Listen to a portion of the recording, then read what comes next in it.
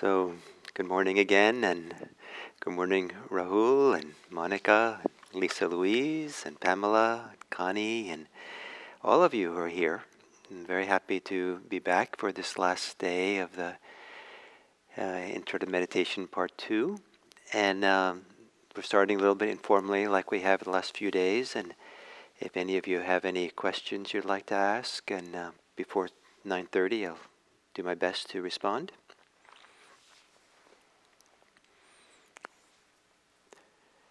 From Belgium. Hi, Belgium. Serge. It's very nice. Chicago and Wisconsin, Hawaii. Very nice.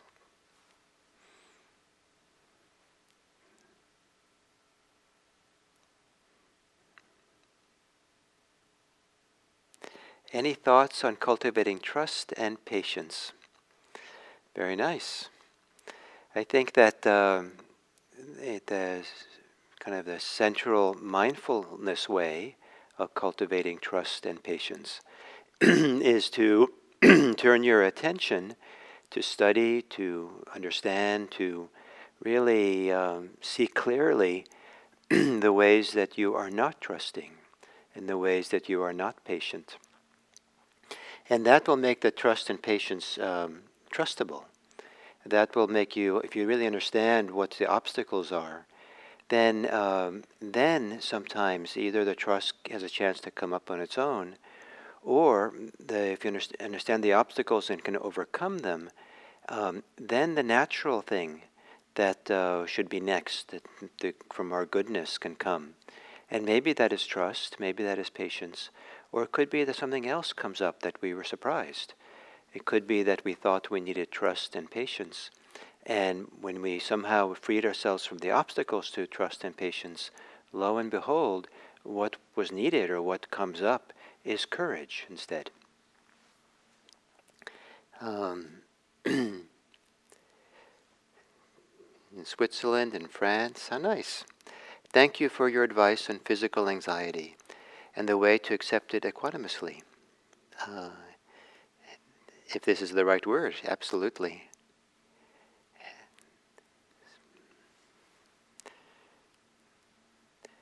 When I try to feel my body sensations, I tend to analyze them pretty quickly. Instead of feeling my body, I end up thinking about what I should feel. Seems like I try too hard to feel my body. Oh, absolutely, that can happen. I think sometimes it's difficult or easy with these kinds of mindfulness instructions to hear them as instructions of what to do and then really try a lot. So a few things you can do. One is to hear the so-called instructions not so much as a prescriptions of what to do, but rather descriptions of what you'll be aware of. And so if you, when we talk about mindfulness of the body, that's more descriptions of what you can be aware of and notice, as opposed to you have to do something. And so the spirit is more of, or the attitude is more of receptivity or curiosity or allowing the body to show itself to us. Whereas analysis maybe is more of a going into and focusing, and the center of locus is then the mind and the self who's doing the analyzing.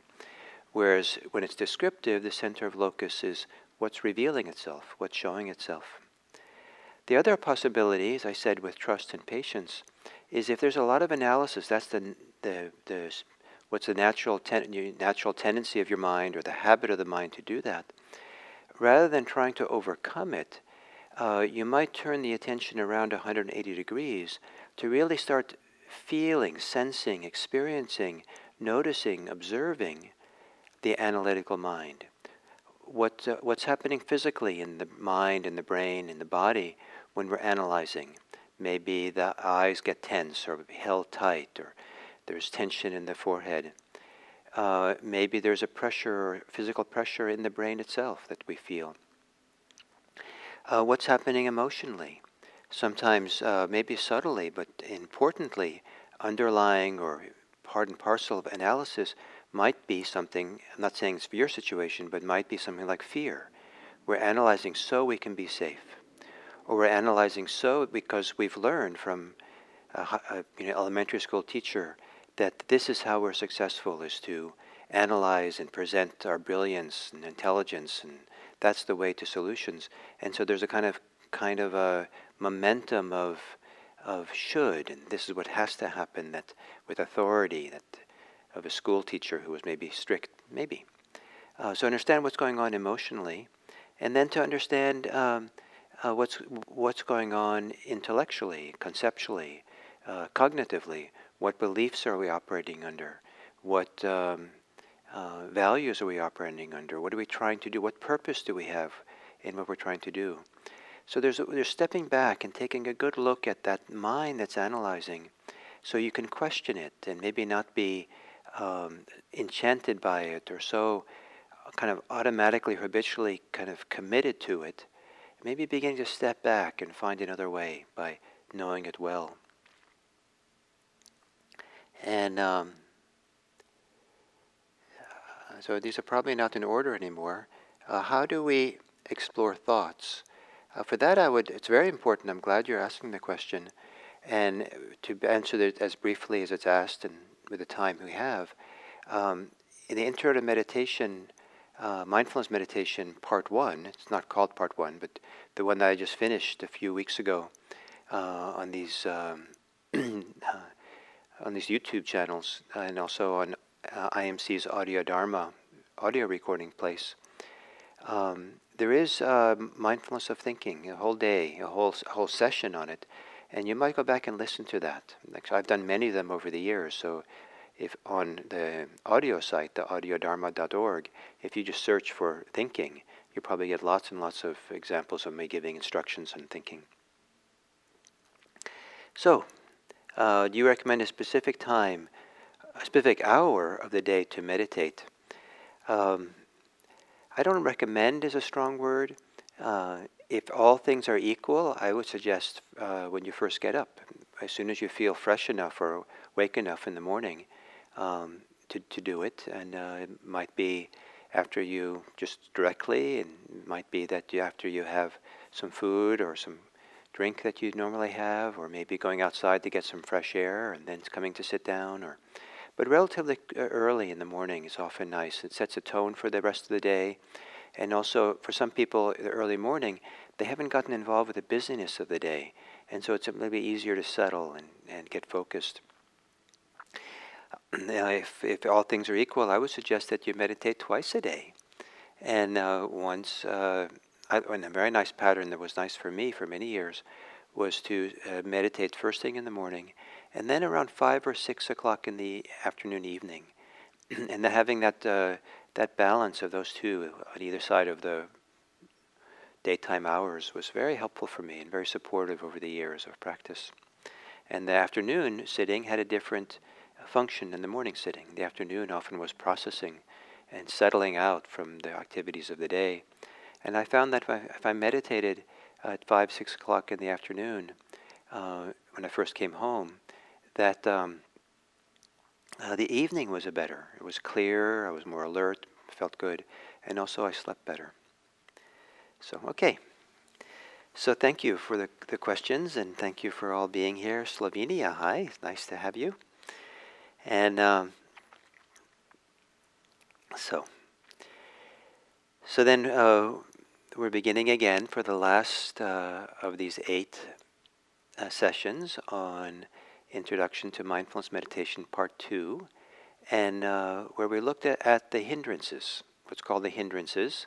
The literal meaning of the Buddhist word nibbana is obstructions, and coverings, that which covers over something.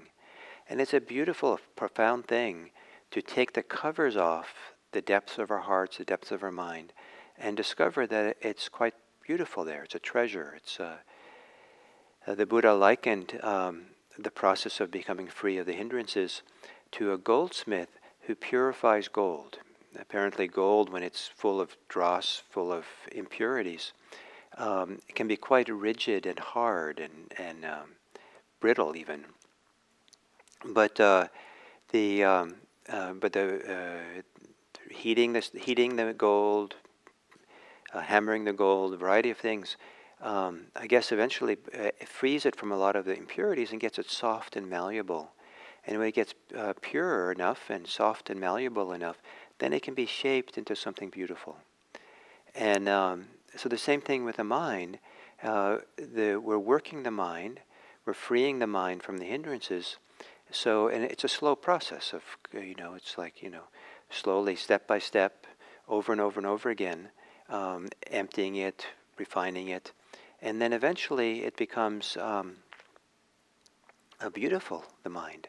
It becomes clear, it becomes clean, it becomes, a wonderful companion to have with you, that you're just happy to have this mind, and it accompanies you wherever you go in this wonderful way. And how nice to have this as something inside. And so this idea of the hindrances being something that we are purifying ourselves of. But I think it's important to be very careful about this word of purifying ourselves or overcoming the hindrances. Where clearly I want to overcome the hindrances. But it might be best to think of it is that we're freeing ourselves first and foremost from the way desires, ill will, sloth, torpor, restlessness and worry, and doubt hinder us, get in the way, they cover over. And one of the primary ways in mindfulness is to really see it for what it is. Make this 180-degree turn and really look back at the hindrances, see them for what they are. And once we see clearly, we have real clarity in the seeing, oh, this is what's happening, there's a kind of freedom in that seeing. And the hindrances, those things, desire and ill will and so forth, are still there, but they're no longer hindering the clarity of the mind, the wisdom of the mind. As this process continues, we become more and more familiar with desire, ill will, and these things. At some point they do fade away, or they do drop away, or we are able to let go of them. And this is a very important reference point. This is kind of like a turning point in a meditator's life. It's like coming to a fork in one's life. And one sees clearly that one has a choice in a fork of a road to take one direction, and one goes towards greater hindrances, greater attachment, greater clinging. If you go the other direction, one goes to freedom from clinging. And one leads to more clinging, one leads to more freedom. And if we just allow the hindrances to operate unabatedly, freely, it's really the direction of more clinging. But if we bring mindfulness and wake up to them and see them clearly and learn to lessen them and let go of them, it's a slow process, but that's a process towards the freedom from clinging. But to have a clear enough experience of the absence of the hindrances is important, because then we don't get confused about what real freedom is, real inner freedom might be. And it's very easy, I think, for people to confuse inner freedom with the unhindered pursuit of desire, the unrestrained expression of ill will, the unchallenged disinterest of sloth and torpor, the uninhibited movements of restlessness and worry, and the unquestioned doubt-like skepticism, or even cynicism. So when we allow the hindrances to operate freely, there is a kind of freedom there. And people can actually appreciate and value it and feel like there's no barriers. Some people feel like there's a lot of conceit around it. I should be free to do whatever. I'm allowed to do whatever. Nothing is a problem. Get out, whatever is in me needs to be expressed. But if what needs to be expressed is harmful, like ill will, even though the person who has it might feel a certain kind of freedom, this is not the freedom of the Buddha. The freedom of the Buddha is not the freedom to do something. Some kinds of freedom like that are important. But if the freedom to do is to act on clinging, hindrances, and harmfulness, this is not real inner freedom. The freedom of the Buddha is a freedom from a real freedom from the hindrances, a real freedom from being restricted by clinging, grasping, and to really sense and know that non-clinging is what the freedom is about. People might experience inner freedom very differently from each other. People might experience the absence of the hindrances in different ways. So we don't want to just say this is how it is. But all people in Buddhism, people on the Buddhist path, all people who become spiritually mature, experience freedom, liberation, awakening, might describe it differently, but they all value non-clinging. To not cling to anything, contract around something, grip on tight to something. They value that nothing is not necessary to cling. That it's unnecessary, that it's possible to take care of life and oneself from places of non-clinging, from being open-handed, open-minded, open-hearted. Nothing closes down. Now, this absence of hindrances, to the last step of Bella, to be, the first, to go through them, Bella is an acronym for be, explore, lesson, let go, and then appreciate. And the other A goes with A. The other A word is appreciate the absence of the hindrances, and take time to take it in. And because the hindrances sometimes can be quite powerful, or can limit a life quite dramatically. Much more than people realize. And sometimes in retrospect we realize, oh my, I lived a truncated life or a limited life, or by always pursuing, even though they were very mild, my desires, my complaints, my ill wills, my irritations. To really feel the absence of it, the Buddha gave a few similes. And I want to offer these similes because the Buddha wanted to emphasize that in appreciating the absence of the hindrances, we can allow ourselves to be glad and full of joy, to experience gladness, joyfulness, and happiness. So the Buddha said that someone who is free of the hindrances are glad and full of joy as if, or like, a person who is no longer in debt, who is no longer seriously sick, who's recovered, who has become, who's no longer imprisoned, someone who is no longer enslaved, and someone who has made it through a dangerous desert, long journey in the desert, maybe days or weeks back in the Buddha's time, and has come to safety on the other side. So in extreme situations, going through these things, being in debt can be very debilitating. Being free of it is joy-producing, happiness-producing. And being sick can be, being healthy and recover from sickness can be, delight. So it's that dramatic, the recovery, the freedom from, the overcoming, the getting through the desert of the hindrances, and to really feel that purity, the clarity that exists, can be a source of gladness. To take time to feel that gladness, allow oneself to be glad. To recognize this is really good, I'm so happy this is the case. That gladness can also come with joy, like an inner delight, the inner kind of upwelling of satisfaction, of happiness. The Buddha likened that as concentration practice, as meditation practice deepens, that with that concentration, if the hindrances fall away, are no longer there, that gives rise to gladness, sequentially. It's kind of like momentum, the unfolding. It's like the flow of a river that just kind of keeps building as the more side rivers come into it.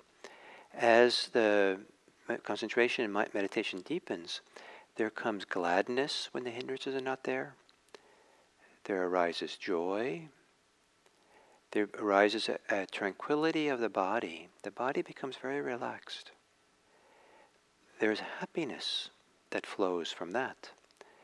And from that, there flows a deeper and deeper states of concentration. So,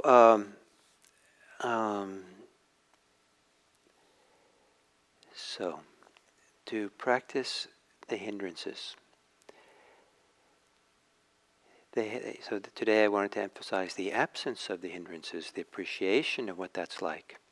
And in doing so, then to reinforce a way of being in the world that is not business as usual, not succumbing or reinforcing or even prioritizing the hindrances.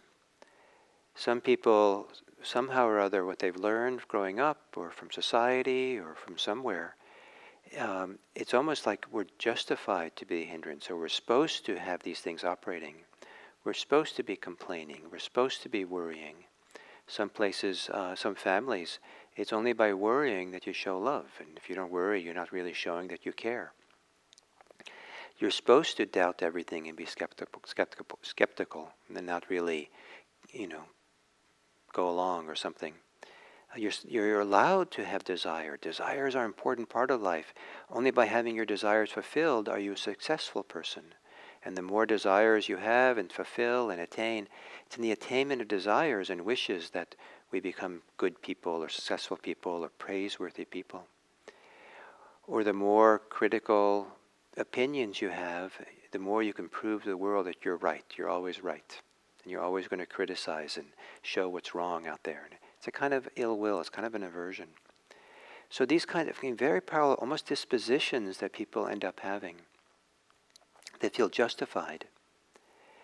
To practice meditation and discover it's possible to let all that stuff go quiet, become calm, and discover the goodness of that absence, how deeply satisfying, how it feels like it's a coming home. It's a more profound, deeper connection to oneself and to life.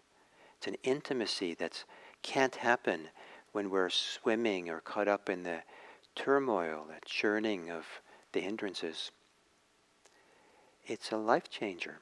It's realizing there's a whole other way of being. And then rather than prioritizing going along with hindrances, business as usual, we kind of know what the practice is really about. The practice is moving towards freedom, towards non-clinging, moving towards this goodness, this joy, this gladness, this well-being that can be here. So I hope that what I've been teaching over these days about the hindrances supports you in this way. I built this idea of these sessions on the hindrances, being part 2 of the mindfulness class, is to really build on the basic mindfulness practice that we did for those 9 days before the basic instructions. Those are really the important instructions.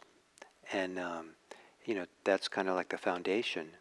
And as you do the mindfulness practice of paying attention, at some point what becomes compelling, what becomes or predominant and the appropriate place in which we bring our mindfulness to is to the very things that make the basic mindfulness instruction difficult for us. The things that interfere with it, to hinder it.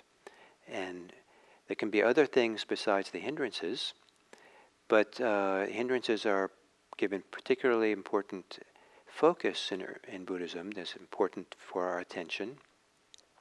But learning how to work with the hindrances is one way to learn how to work with all the different obstructions that can come up as we meditate, and or as we practice, or as we live our life.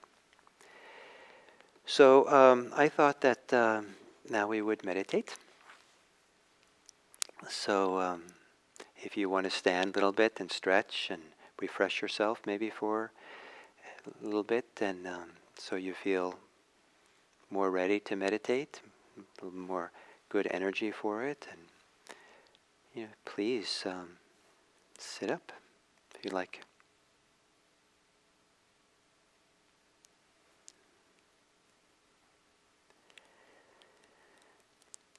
And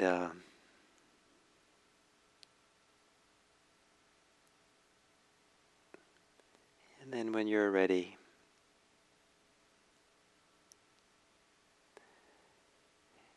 take a meditation posture that might support an inner freedom.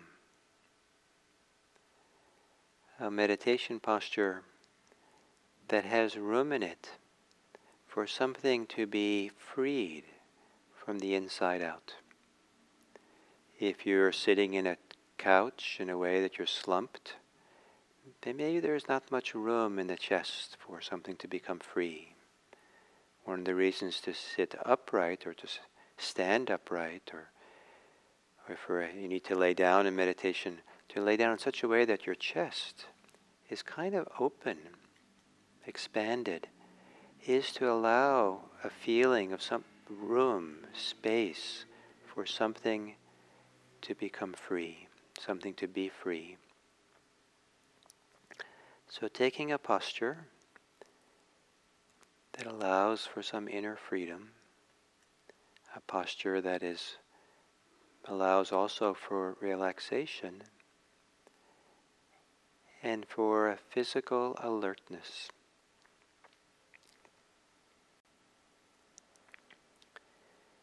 And then closing your eyes,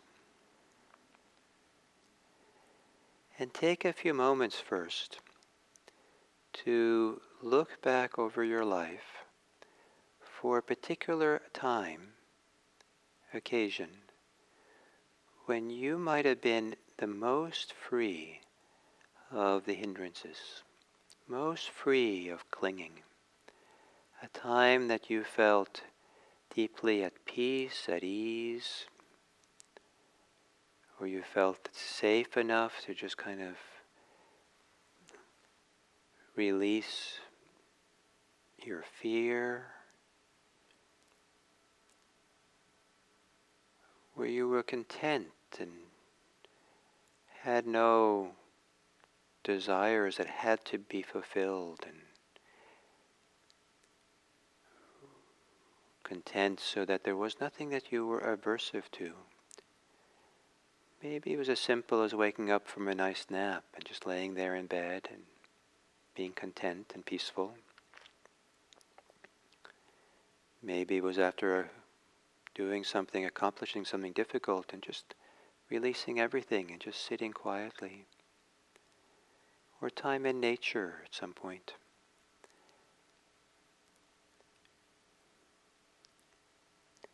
And allow yourself to feel or remember what it felt like for you to be that way.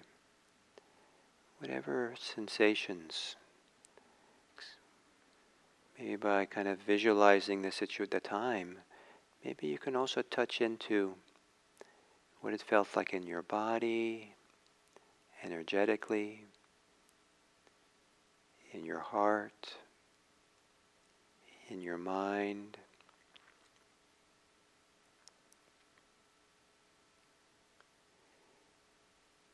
And then maybe if you can let go of the image, your ideas of what that time, but to whatever degree it's available, maybe it's very small, let the feelings of that time, the way it feels in your body and your mind, linger.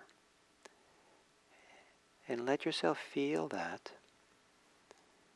noticing where in your body this exists, how it is in the mind. Perhaps trusting this, or ever so slightly opening further to those feelings.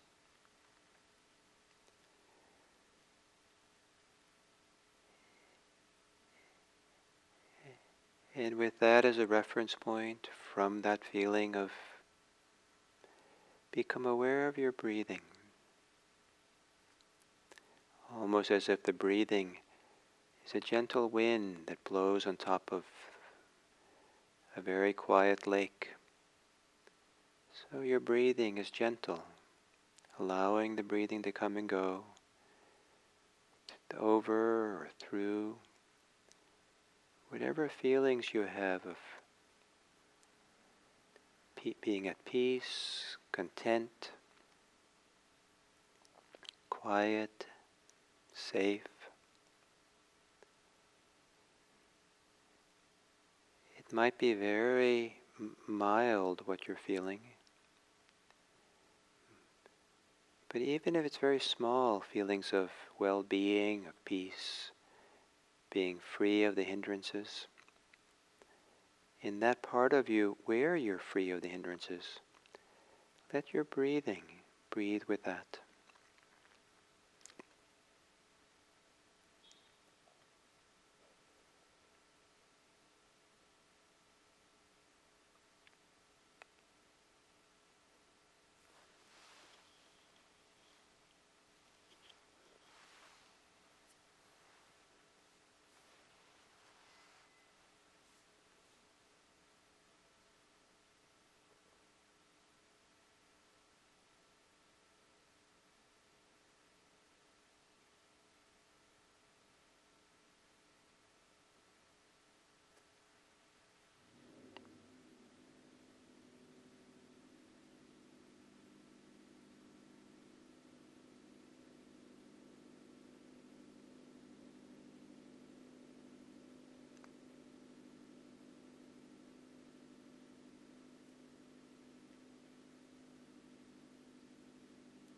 Perhaps learning to let go of your thoughts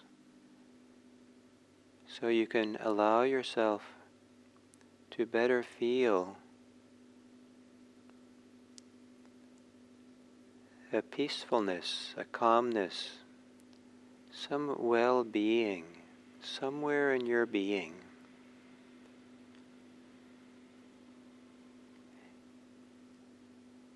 And so part of the connection to the present moment is also a connection to this well-being. You might have many other feelings, some very difficult.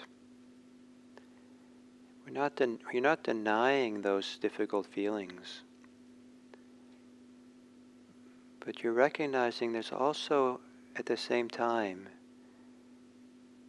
some place within that's free of difficulty, free of safe, content, some sense of well-being that can exist side by side with the difficulties, so that you don't have to be preoccupied with the difficulties. You can just allow them to be known as well.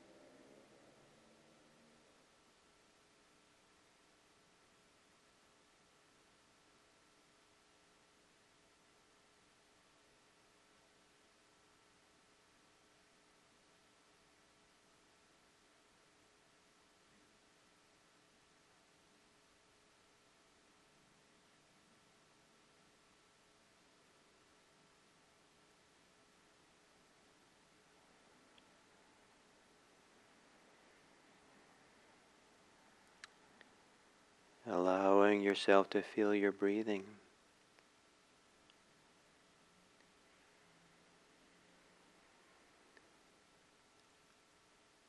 And not so much that you're doing mindfulness of breathing as a technique or trying a lot, but rather you're allowing the breathing to appear in awareness. You're allowing the breathing to be felt by the body. You're allowing the breathing to be known by a quiet mind.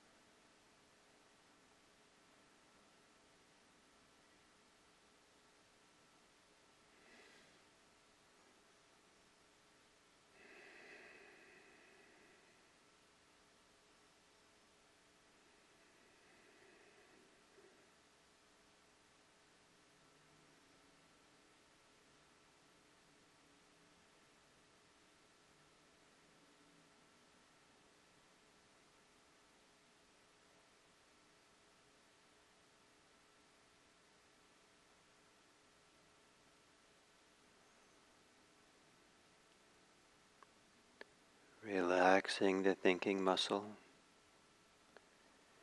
If you find yourself thinking, relax the thinking muscle and allow breathing to come back into awareness. Welcome breathing. And if possible, welcome the experience of breathing back into an awareness which is free of desire, free of any ill will, free of sloth, free of restlessness, and free of all the thinking of doubt. Welcome the breathing into that part of awareness, knowing, that is free.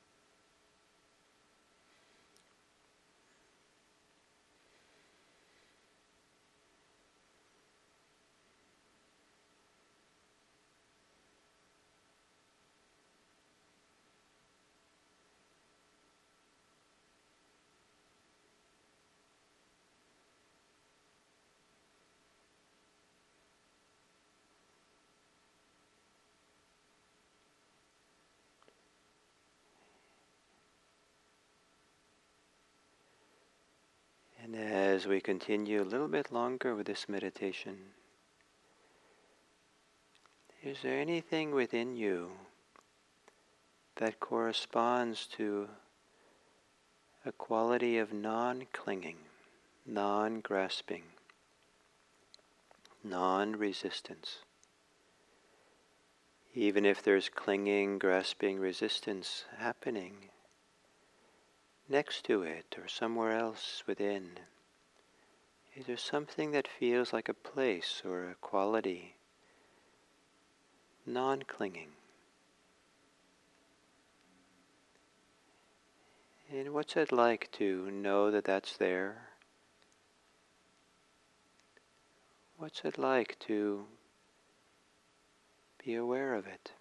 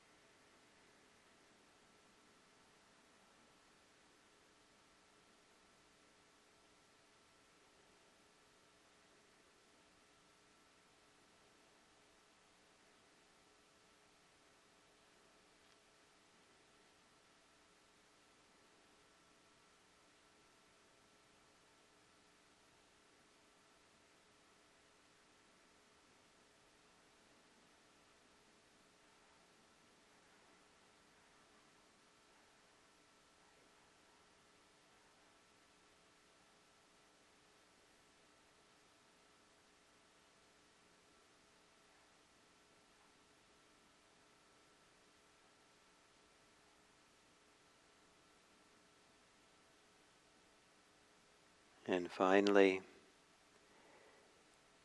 do you have any understanding or any sense, intuition, or vision of a choice between moving away from the hindrances and towards more and more non-clinging, or moving towards more hindrances and more clinging. Any sense of that divide?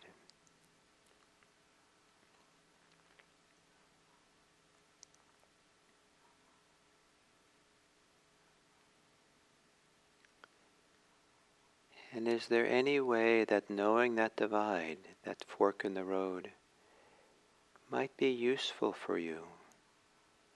Might be something that you can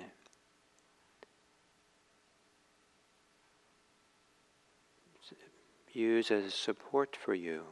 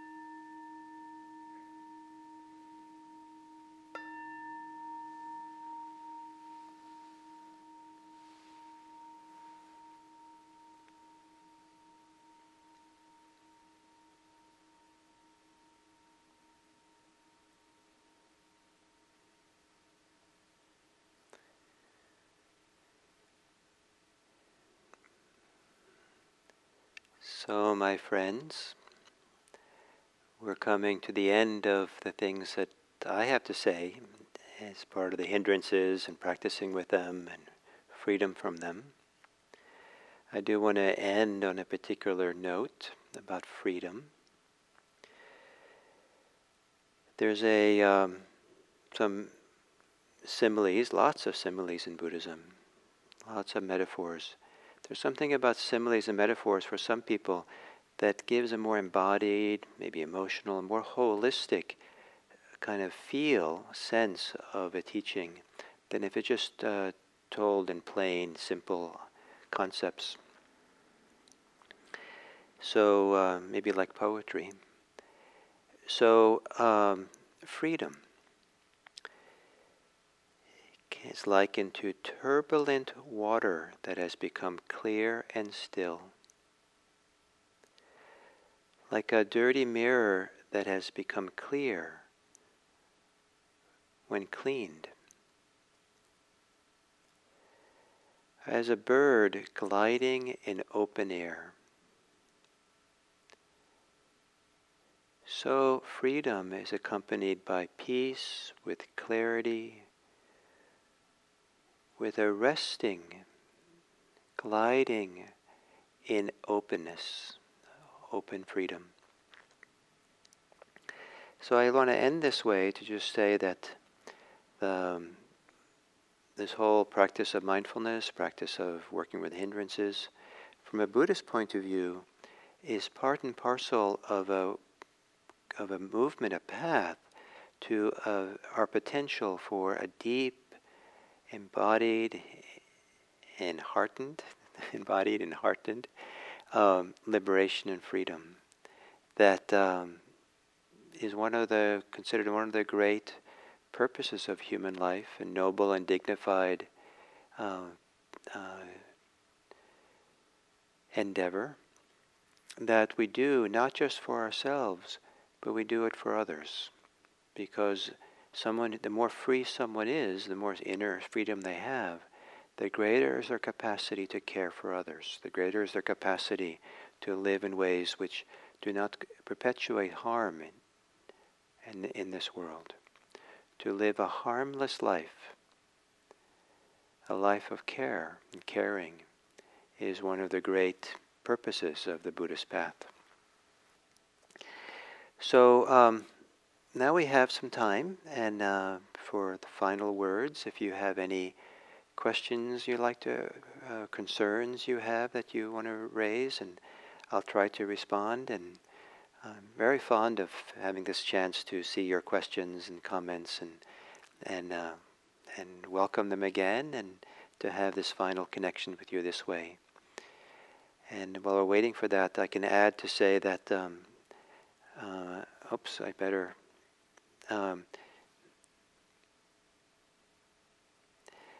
notice that the beauty of nature calls me into the present moment in a gleeful, peaceful way. Does noticing when present happens naturally help increase the habit of being more present? Oh, absolutely. There's something very powerful, that lesson about when we find ourselves naturally present, and to notice the naturalness of it without the sense of lack of work and lack of forcing ourselves, or lack of obligation, and even lack of self-conceit in it. It's a wonderful lesson to learn a possibility, what's possible. And this is possible, you're right about feeling that in nature. It's also possible to feel that in meditation in a simple way. It's kind of tricky, and maybe it's after meditation has gotten more stable and centered. And that is, when the mind wanders away in thought, very common people, when they notice that, to be upset, discouraged, to jerk their mind back, to pounce back on the breath or something, and then just kind of whiplash sometimes in the mind, just like, oh no, I shouldn't do that, come back. If instead of doing that, you recognize that when you wander off in thought, if you're really lost in thought, there's no problem, because you're so lost. To know there's a problem. But at some point, you'll notice that you're involved in thought.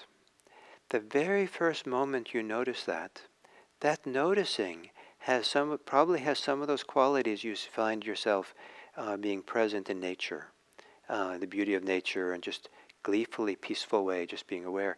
There's a simplicity, there's ease, there's lack of judgment, there's lack of commentary in that first moment of waking up from being lost in thought, or the first recognition, oh, I'm thinking. It might be just very quickly, but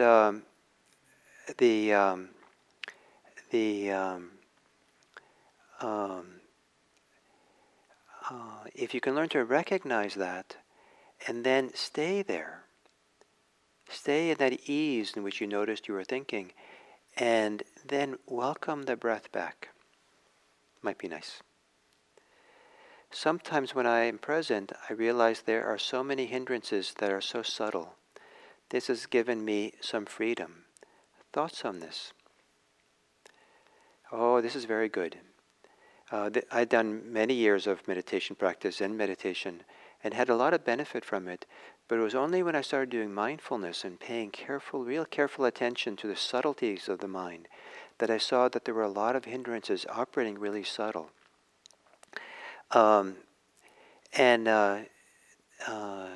It's really useful.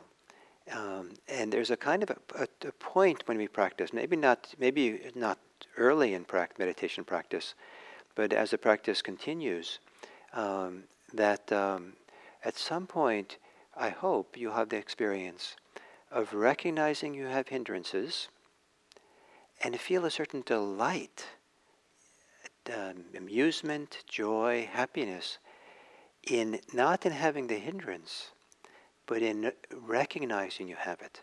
Wow! Because in that recognition, there's some freedom. And so I don't know if that was...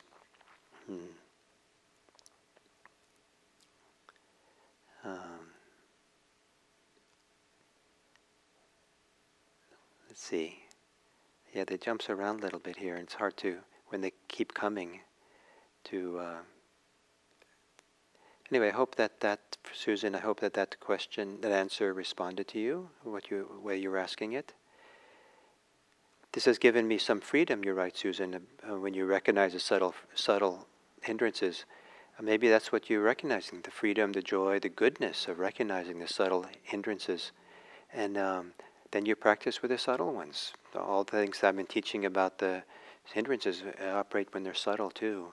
And to allow the attention to get more and more subtle. It doesn't mean more busy, it actually becomes more still, more quiet.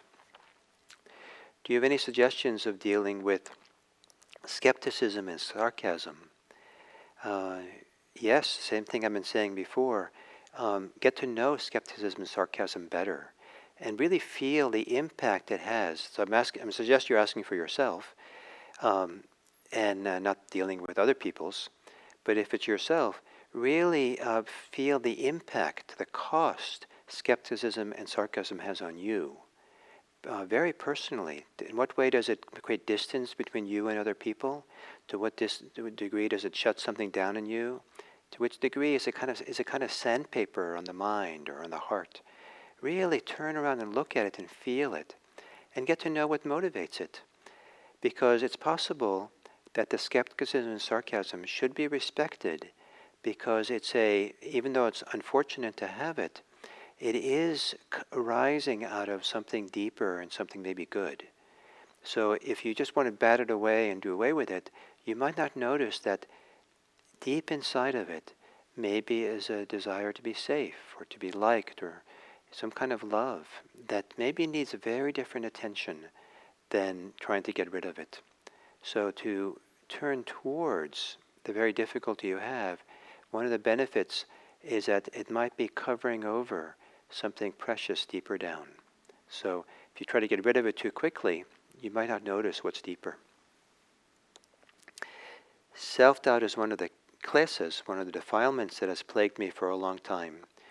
You are enheartening me to have faith in my practice and feel some inner freedom. Fantastic, thank you. I love reading that. So what exactly is enlightenment? Is it the complete absence of clinging and desire? Yes.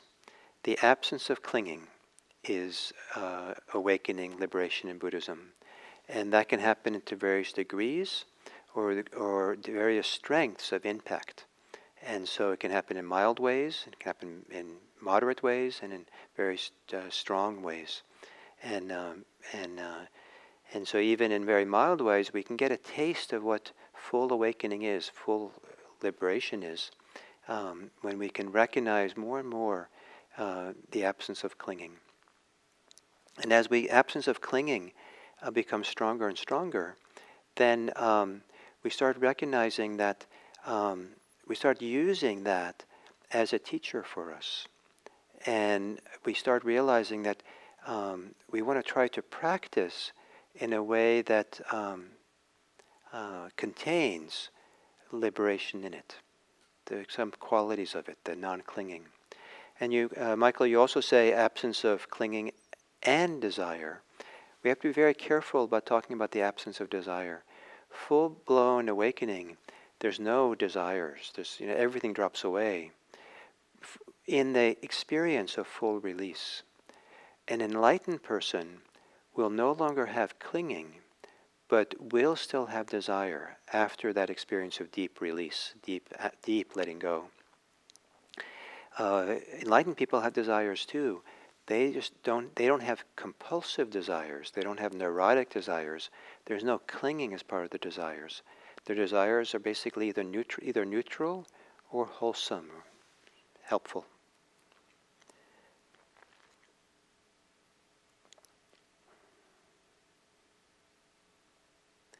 Where does fear of being taken advantage of fit into the hindrances? The issue of fear, we have to be very careful with it. Fear is sometimes healthy to have and appropriate to have. If that question had been, where does caution of being taken advantage of fit into the hindrances? I think that caution and care, not being taken advantage of, is a part of a wise life, a good life, and sometimes very important sometimes in the forefront of life, because we will be taken advantage of. And where does it fit into the hindrances? Even healthy desire and healthy fear can be accompanied by the hindrances. And when they are, then it's hard to take care of the fear or to operate from it, a caution, in healthy ways. So there can be healthy fear, but it comes along with ill will or comes along with doubt or other things.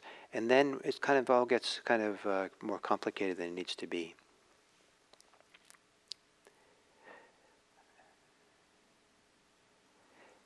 So the translation of called idle speech is confusing. Yes, it is confusing. And the fact is that the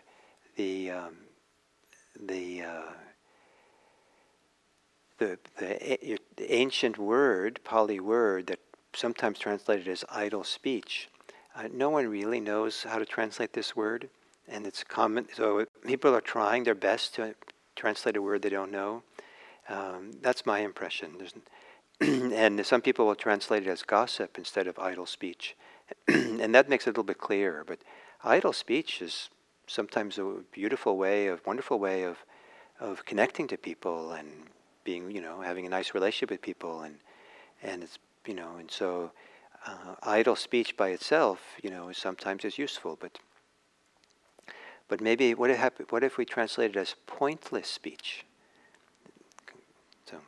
Or vacuous speech. Oh,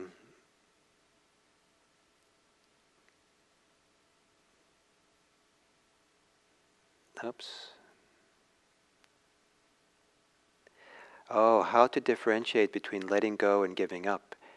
So, as we learn to really let go in healthy ways, letting go always brings some form of joy, of delight, of well-being. There's something, a goodness in it.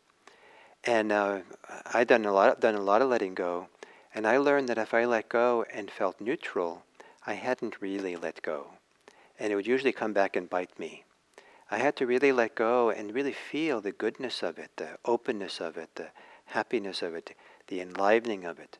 It might be very, very subtle, the goodness of it, but when you really know you let go when this is good, this is right. If we let go and, I let go, but that was a drag. That's not really letting go. Giving up, there can be healthy giving up. If we're forced to give, I've sometimes been forced to give up in ways in my practice, like on retreat, because all my efforts to do something just didn't work out. I just kind of, all the trying, everything I did, every time I tried to address some issue that I was working with, I just made it worse. And finally, in frustration, I just gave up, I surrendered to it. It wasn't like a conscious letting go, but it's kind of like I'd reached rock bottom and I just gave up. And then a path opened up of how to practice. But to give up consciously, out of despair, out of discouragement, out of something else, then I think when we give up that way, there's no joy, there's no openness, no delight that comes from it. So hopefully you can feel for yourself the different effect that letting go, healthy letting go has, and versus unhealthy giving up. This is why mindfulness is so important. We're supposed to have the evidence in ourselves so we can become our own teacher and learn how to recognize in ourselves which is the path, how do we find our way.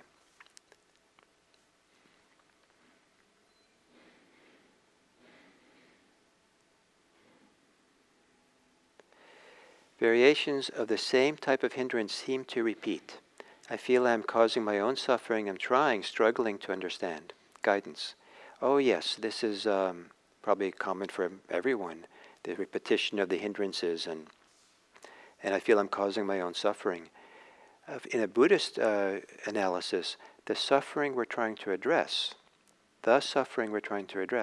is that suffering that we're causing to ourselves. So if that's what you're tuning into, Buddhism is good for you because hopefully you'll learn how to address it well. And next, when I'm planning, some of you know I do the 7 a.m. Morning sitting, with different themes. And for the next, the plan right now, starting Monday for the next 4 weeks, is I'm going to talk about the Four Noble Truths. And that's one of the core teachings in Buddhism around suffering itself. And next week, I'm going to do the whole week on suffering. It's the first noble truth. So I hope that to present the teachings on suffering in a way that you don't suffer more, and actually the opposite. But I'm struggling to understand. Keep struggling. This is a worthwhile struggle. But maybe you can understand, what is it you're attached to? What are you trying to do? How are you what's the nature of the struggle itself? Remember, part of mindfulness is always to turn that tension around 180 degrees, to look at what the challenge is. And if the challenge is in the struggle itself, study it. If the challenge is in the suffering you keep having, study it and look at it honestly. I really appreciate your question, and it's very important. And I feel a little bit remiss that I'll just end there and say so little about it. But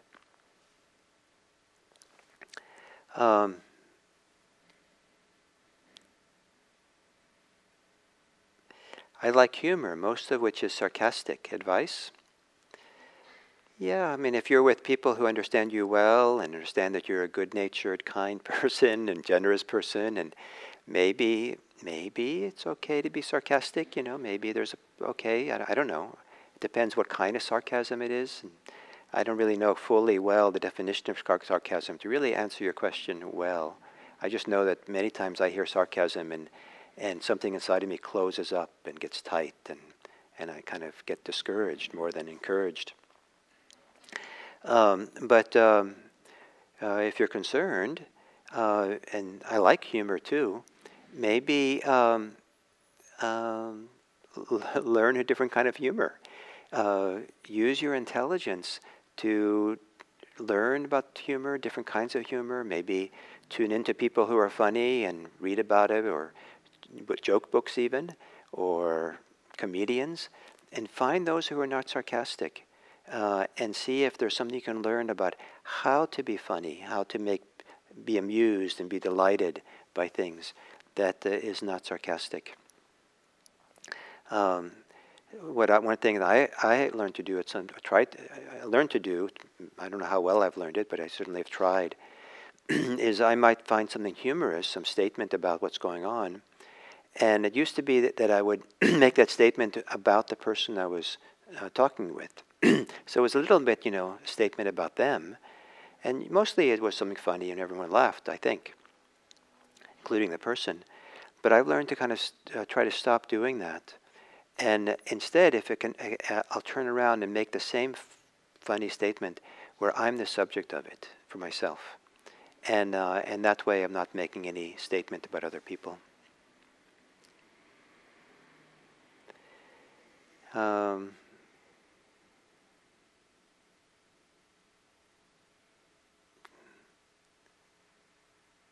So great. So I think it's time to stop. And I appreciate so much the questions and your comments and the good mornings and the thank yous and the warmth between you that I saw as we did it. And this is really nice to have this connection and come here in the mornings and meet with you this way and have a chance to share these teachings. And as I said yesterday, I will consider doing a part 3, or maybe I don't call it a part 3, maybe we call it intermediate mindfulness meditation, just so that some of you might, be encouraged by calling it that.